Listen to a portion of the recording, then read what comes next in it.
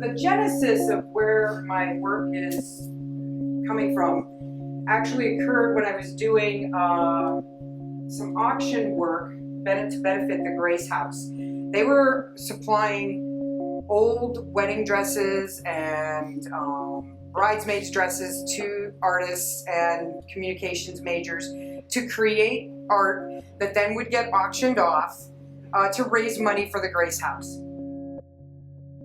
I was sitting there and Mary Gamble came to the auction, was standing next to me, and she said to me, "You know, I don't know why you don't do work like this for the faculty show." And I just stopped and looked at her and I go, I don't really have an answer for that.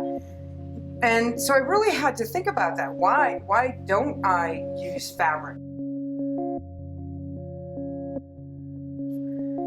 When I continued to think about the idea of the wedding dress, it really struck me how it was representative of so much that bothers me.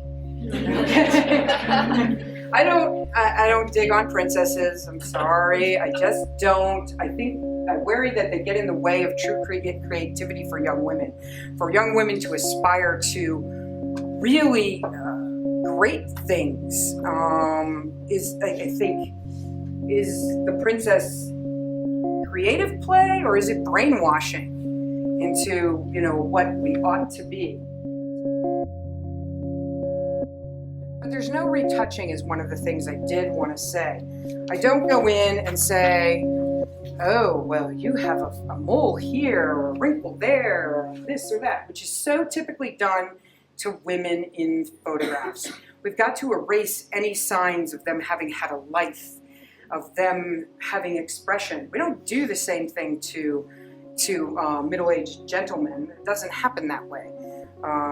So I really wanted untouched pictures. Just because you start something doesn't always mean it immediately comes to fruition. Some things get left behind. You have to work on multiples at the same time. And something that Dan taught me, it's like in painting, that they talk to each other, the work that you do. And so when I work with lace and that, I work in multiples, and it makes things richer.